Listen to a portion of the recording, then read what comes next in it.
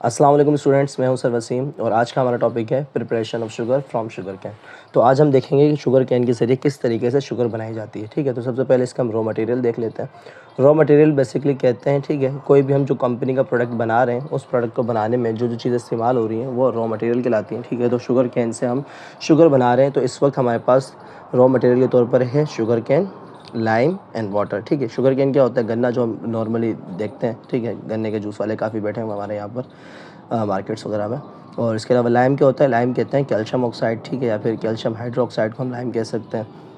और वाटर को तो आपको पता ही है। ठीक है, तो सबसे पहले हम इसकी देखते हैं कि स्टेप्स कितने हैं हमारे पास। इसके जो स्टेप्स हैं 1 2 3 4 5 6 स्टेप्स हैं। ठीक है, तो सबसे पहला स्टेप है harvesting and delivery of sugar cane. सबसे पहले क्या कहते हैं? हार्वेस्टिंग कहते हैं जो फसल वगैरह होती है गन्ने की, उसकी कटिंग को हम क्या कहते हैं? हार्वेस्टिंग के। सबसे पहले क्या किया जाएगा, जो गन्ने की फसल वगैरह लगी हुई है वहाँ से उसको कट कर लिया जाएगा। ठीक है, और कट इस तरीके से किया जाता है कि जो उसका स्टेम है थोड़ा छोड़ दिया जाता है ताकि वो दोबारा से 2-4 महीने के अंदर ग्रो कर सके और दोबारा से हमारी फसल तैयार हो जाए। ठीक है, तो मतलब कि गन्ना एक हमारे पास ऐसी फसल है जो बहुत जल्दी से दोबारा तैयार हो जाती है।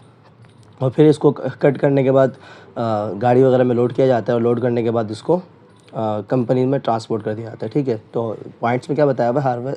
इसको जब हम हार्वेस्ट करते हैं तो पूरे साल में हम किसी भी टाइम कर सकते हैं। ठीक है, ज़्यादातर इसको हम सर्दियों के मौसम में हार्वेस्ट करते हैं। ठीक है, मशीन्स की मदद से इसको हार्वेस्ट किया जाता है और फिर इसको ट्रांसपोर्ट किया जाता है फैक्ट्रीज़ में ट्रक्स वगैरह के ज़रिए। सही। तो नेक्स्ट स्टेप हमारा जूस एक्सट्रैक्शन। अब इसका हमने क्या निकालना है? जूस। तो सबसे पहले जो गन्ना हम कट करके लेकर आए हैं उसका वेट किया जाएगा और वेट करने के बाद उसको एक मूविंग टेबल के ऊपर प्लेस कर दिया जाता है। ठीक है, फिर इसकी चॉपिंग की जाती है। चॉपिंग मतलब इसके छिलके वगैरह जो है इसके कटर वगैरह से उतारे जाते हैं। ठीक है, तो ये जो टेबल होता है इसके दोनों तरफ हम नाइफ़ फिक्स कर देते हैं और नाइफ़ फिक्स करने के बाद क्या होता है, उसको वहाँ पर राउंड किया जाता है। ठीक है, घुमाया जाता है, तो फिर ये पूरा जो गन्ना होता है छिल जाता है और इसके जो टिश्यूज़ होते हैं वो एक्सपोज हो जाते हैं। ठीक है, फिर इसका जूस निकाला जाता है। फिर मतलब बड़े बड़े रूलर्स होते हैं, उन रूलर से इनको पास किया जाता है। ठीक है, और फिर उससे जूस निकाले जाते हैं। जैसे कि आपको मार्केट्स वगैरह में गन्ने की मशीन वगैरह नज़र आती है, इस तरह के बड़े बड़े रूलर्स होते हैं कंपनीज़ में। ठीक है, अब उसके बाद देखते हैं हमारा अगला स्टेप है क्लैरिफिकेशन। अब जो जूस निकाल लिया है इसको हम क्या करेंगे? क्लैरिफाई करेंगे। क्लैरिफाई का मतलब क्या होता है? साफ़ करना है जूस को हमने। तो इसके अंदर अभी जो ये जूस हमने निकाला है बेसिकली ये लिविंग टिश्यूज़ है। तो ये इस लिविंग टिश्यूज़ के अंदर एंजाइम्स मौजूद होते हैं। एंजाइम्स क्या करते हैं? मुसलसल चेंजेस कर रहे होते हैं, केमिकल रिएक्शन करवा रहे होते हैं, तो ये जूस क्या हो सकता है? ख़राब हो सकता है। तो उन एंजाइम को किल आउट करना बहुत ज़्यादा ज़रूरी होता है। तो इसके लिए हम क्या करते हैं? बहुत ज़्यादा हीट सप्लाई करते हैं इसको, और उस हीट से क्या होता है? एंजाइम्स डैमेज हो जाते हैं, ख़राब हो जाते हैं और वो काम नहीं करता है, और इस तरीके से एंजाइम सारे क्या हो जाते हैं? किल हो जाते हैं। और इस वक्त इस जूस का जो पीएच होता है हमारे पास वो 5 to 6.5 होता है। ठीक है, मतलब ये एक एसिडिक मीडियम होता है। तो हमें क्या करना होता है? इसको न्यूट्रल करना होता है। न्यूट्रल करने के लिए हम इसमें लाइम ऐड कर देते हैं। ठीक है, लाइम ऐड करने से क्या हो जाता है? ये न्यूट्रल हो जाता है और इस तरीके से जो हमारा जूस है सक्रोज़ का वो क्या हो जाएगा? तैयार हो जाएगा। फिर उसके बाद इसको हम रोटेटरी वैक्यूम फ़िल्टर से पास करते हैं। ठीक है, जिसमें वाटर का स्प्रे किया जाता है बार बार, और जो पार्टिकल्स हैं वो सेटल डाउन हो जाते हैं। ठीक है, और इसको एवापोरेशन कराई जा रही होती है। मतलब इस पूरे प्रोसेस के अंदर क्या कर रहे हैं? हीट सप्लाई कर रहे हैं और एवापोरेशन करा रहे हैं, ताकि जो भी है इसके अंदर वाटर वगैरह मौजूद है उसको रिमूव किया जा सके, और जो भी क्या नाम है कचरा वगैरह है उसको सेटल डाउन करा के इसको हम फ़िल्टर कर लें। ठीक है, तो अब हमारे पास इस तरीके से सस्पेंशन प्रिपेयर हो जाता है। तो फिर इसको हम क्या करेंगे? कंसनट्रेटेड करेंगे। कंसनट्रेटेड किस तरीके से करते हैं इसको हम?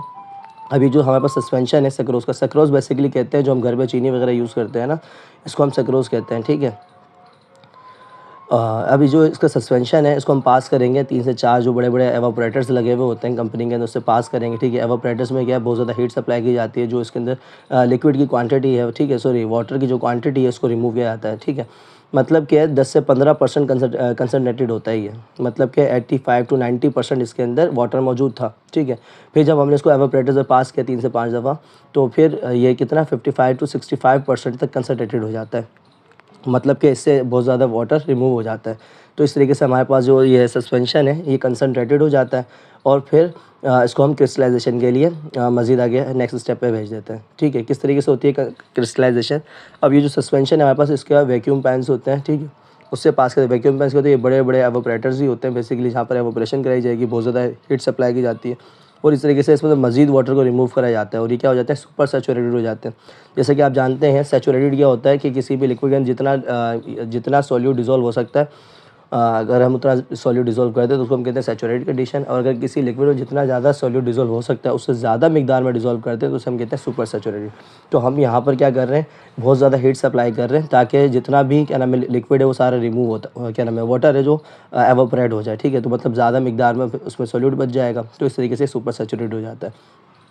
जब ये सुपर सैचुरेट हो जाएगा तो फिर इसको हम क्या करेंगे, कूल डाउन करेंगे। जब कूल डाउन कर रहे होंगे इसको हम, तो उस वक्त हम इसके अंदर कुछ क्रिस्टल्स डाल देंगे चीनी के, जो मतलब पहले प्रिपेयर चीनी होगी हमारे पास, शुगर होगी, उसको हम इसके ऊपर छिड़क देंगे। छिड़कने से क्या होगा, ये सीड क्रिस्टल के तौर पे काम करेंगे। मतलब कि जो अब इससे न्यू क्रिस्टल्स बनने वाले हैं कूल डाउन के प्रोसेस से, तो उस वक्त जो हमने क्या नाम है छिड़क दिए चीनी यहाँ पर, ठीक है, जो चीनी बिखेर दिए इसके ऊपर, तो उस टाइप के क्रिस्टल्स बनना स्टार्ट हो जाएंगे, ठीक है। तो जो पहले से क्रिस्टल्स डाले जाते हैं, ठीक है, क्रिस्टल बनाने के लिए, तो उनको हम सीड क्रिस्टल कहते हैं।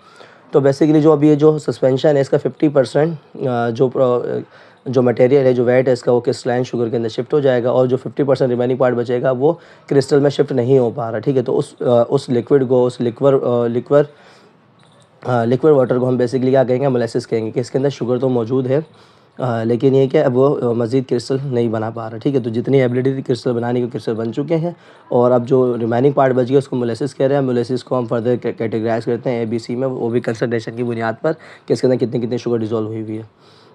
तो बेसिकली जो मोलेसिस है इसको हम इथानॉल मतलब शराब वगैरह बनाने में इस्तेमाल करते हैं, ठीक है। तो हम वापस क्रिस्टलाइन शुगर पे आ जाते हैं। जो हमारे पास क्रिस्टलाइन शुगर बन चुकी है इस सस्पेंशन के अंदर, अब हम क्या करेंगे, इस क्रिस्टल को सेपरेट करेंगे। सेपरेट करने के लिए हम क्या करेंगे, ये एक बास्केट ले लेंगे, ठीक है। सेंट्रीफ्यूज मशीन होगी, ठीक है, उसके अंदर एक बास्केट नुमा स्ट्रक्चर होगा। तो उस बास्केट के अंदर हम क्या कर देंगे, इस पूरे सस्पेंशन को डाल देंगे, और फिर इसके बाद ये सेंट्रीफ्यूज मशीन जो होती है गोल गोल घूमती है, ठीक है, लेके, जिससे क्या होता है, जो जो शुगर के क्रिस्टल्स हैं उनसे सेटल डाउन हो जाएंगे, और जो लिक्विड है वो ऊपर ऊपर रह जाएगा। फिर इसको सेपरेट कर लिया जाएगा, ठीक है। और फिर ये क्या कर रही होती है, बेसिकली हमारे पास सेंट्रीफ्यूज मशीन उन क्रिस्टल्स को क्रश कर रही होती है, ताकि ये जितने भी क्रिस्टल छोटे बड़े वो सारे सेम साइज़ के हो जाएं, ठीक है। तो इस तरीके से इनकी जो शेप है मेंटेन हो जाती है। अब ये जो क्रिस्टल हमारे पास हमें मिले हैं बेसिकली ये होते हैं ब्राउन कलर के, ठीक है।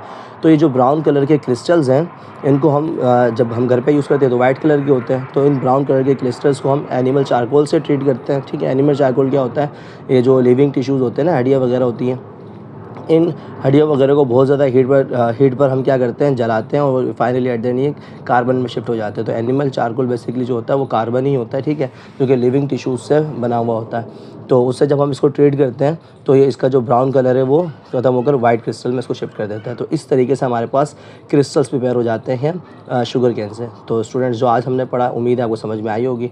तो स्टूडेंट्स हमारे चैनल को लाइक करें, सब्सक्राइब करें, ठीक है, और फीडबैक लाजमी दिया करें, ठीक है, जिससे आपके टीचर्स का हौसला बढ़ता है कि वो आपके लिए जो मेहनत कर रहे हैं वो आप तक पहुंच रही है। Thank you so much. Pakistan जिंदाबाद।